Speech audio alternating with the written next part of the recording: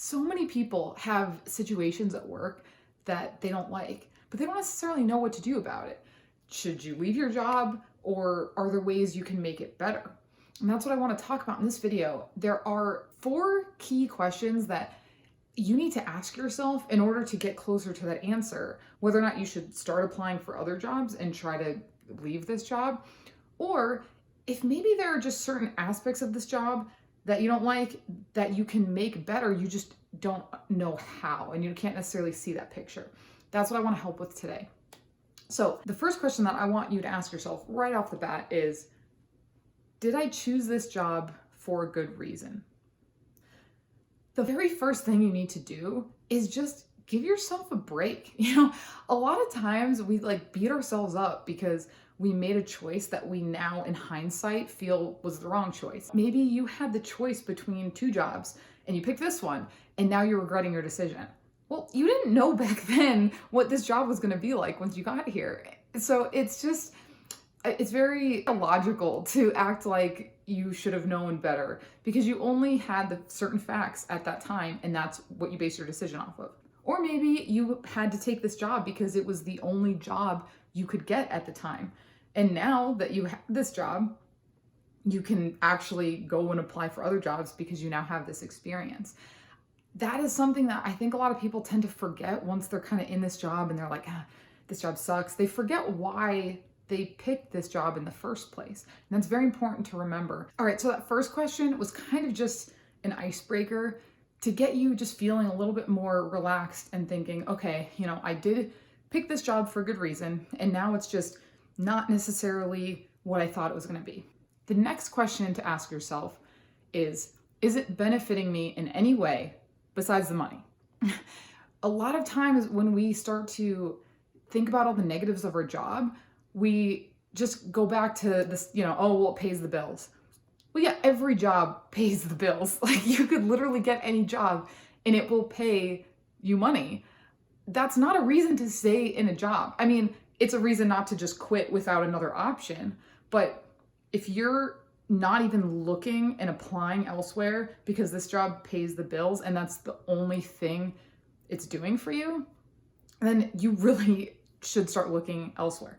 But when you think of that question, is this job benefiting me in any way besides the money? If you can think of ways that it does, maybe you're developing skills there that you want to develop. Maybe you get to travel a bit for work and you like that. Maybe, you've met some really good people and you still have some more networking you'd like to do, before you leave. There are a lot of things that you could probably think of that you do like about it and that benefit you. And, maybe those things have a timeline on them. Maybe you just want to stay there till you get certain skills or you meet certain people. And then at that point, I'm going to move on. Just because you're not necessarily, you don't see yourself there in 10 years, it doesn't mean you have to get up and run away now. You can use this job as long as it's benefiting you. There's no point in, running away from it. Now, the next question is probably my favorite one because this is something that people love to put blame onto others for the situation at work. Have I compounded the negativity of others? So this happened to me for a while where my team kind of had this weird dynamic and we were just kind of off. The personalities were just very different and we just didn't really know how to work well together. And everyone just started complaining about everything. This one day I was on a video meeting with my coworker and it just turned into 2 hours of us just going down this rabbit hole of just complaining about everything. And at the end of it, I just felt like crap. In the moment, you're just kind of going and fueling and you don't really think about it. But then at the end of those 2 hours, I was so drained. I was like, what was the point of that? Now I'm just mentally and physically drained and I just feel like crap. And so I talked to my mentor that night and I asked her, I was like, look, I know that I want this to stop, but I literally don't know how. I don't know how to get this person to stop being so negative because they're just always negative. That's, their personality. And the tip she gave me, I literally implemented the next day and it was crazy. So I was on another video meeting with the same person and, it starts little oh, this sucks and this sucks. And then she gets to the point where she's like, I don't know if I can stay here. I might have to tell our manager that I'm done at the end of the year. And I remember just thinking like, I need to do something. I can't compound this. And so I was like, all right, what do I say? And I thought back to what my mentor told me yesterday, and I was like, oh, I go in like I kind of in like a joking tone. I was like, is there anything you even like about it? And I kid you not, immediately she just pauses and she goes, yeah, I really like when I get to do this type of work. And I really like doing these kinds of things. And well, I liked when I did this. And all of a sudden, for like the next 10 minutes, she's talking about the things she likes. And she forgot that she was even talking about, leaving 10 minutes ago.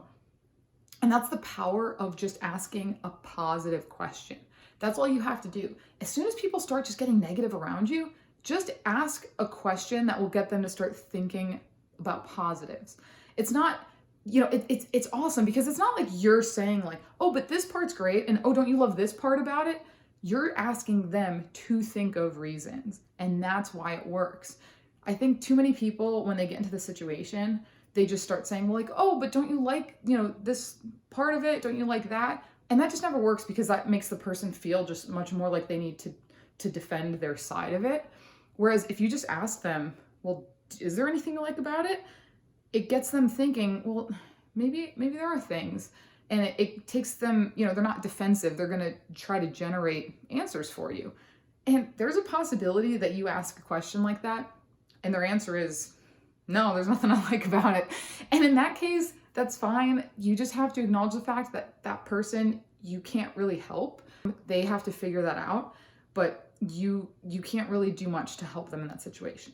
If they are the kind of person where they answered with some positives and you know that there's kind of hope for them where, well, maybe if I can help them leverage these things, they'll enjoy work more and not want to leave. That's how you can help them. And that's how you can all help each other. Because most of the time, the reason why, the whole office is negative is because every single person is negative. A lot of times it just takes one positive person to start lifting up the people around them. And now all of a sudden, everyone's starting to think about the things they do like and helping each other, get more of that. So if you're the kind of person that just is like, yeah, my job isn't that bad. I like the work I'm doing. It's not too bad. But the people just are so negative and they all suck. Just ask yourself, have I compounded that negativity? Chances are you have at least a little bit, or even if you haven't compounded it, maybe you've kind of sat back and let it happen. So you really need to start taking an active role and really start helping those around you think more positively and start making their work life better, and that'll make your work life better too. All right, the last question to ask yourself. This is arguably the most important one. If you're not sure, you're still not sure if you should stay in this job or if you should leave, because maybe the work isn't all that bad, maybe the people aren't all that bad, but it's not the perfect job. It's not your dream job. I think the mistake a lot of people make is they think dream jobs are something you can apply for. People ask me all the time how I have the situation I have. I, work mostly remote. I have a really awesome team. I get my work done in the amount of time it gets done. I don't have to clock in or clock out. And it's given me a lot of flexibility in my life. And so many people are like, how do you get that? Like, how do I get that? Can I work at your company? And the problem is that when I started this job, it didn't look how it looks now. When I interviewed for that job, people seemed very relaxed and like good attitudes when I interviewed. And so I could tell from the outside, I was like, okay, the attitude seems really good here. The company gives me a good feeling. And this role is one that is pretty flexible at the root of the work I'm doing. It's not work where I have to be in face-to-face with people, like working directly with people. It has a good work-life balance. They have great vacation time. I started and I was going in 5 days a week, 9 to 5. And, I started in IT, which was fortunate because even though I was still going into the office, all my work was from my computer. And my company just had work from home Fridays as kind of like a standard at the beginning where you could do that if you wanted. And most people in my department did it because we're IT and like everything's on our computer. Basically, it started with just work from home Fridays. And then I leveraged certain situations I had to slowly become more and more remote to the point now where I'm only going in when it's necessary. And so many people are like, they see just the state it's at right now. But 3 years ago, it's not like when I applied for this job, it said like, well, in 3 years you could possibly be fully remote and blah blah blah. It's most people who have very good work situations created those because they got in, they built a good relationship, they built trust, and then they were able to create an ideal situation for themselves. And that's what you need to think about. So the last question that I have to ask you is, does this role have potential to become a dream job? So that's what you really need to think about is, even if my situation right now looks a certain way, is this company flexible? Could I see the option of doing some of the things that I would like to do and shaping this role in a different way? Maybe you could move laterally into a different role that kind of is more fun stuff for you to do. Maybe you could work on a different team. Maybe you could go remote. There's all these possibilities, but if you don't feel confident that your company would give you those options, then maybe it's time to look at some other things. But it's really just about sitting down and just asking yourself, all right, what kinds of options is this job giving me? Like, what options do I have if I stay in this company? What could I do for myself? And should I start making moves to try to do that? Or should I look elsewhere for something else? Thank you so much for watching this video. I really hope that this helped you figure out, if you hate your job, what you should do about it. Should you leave? Should you stay and figure out how to make it better? And I really tried my best to give you strategies and tactics that I used to create my ideal situation out of something that wasn't great.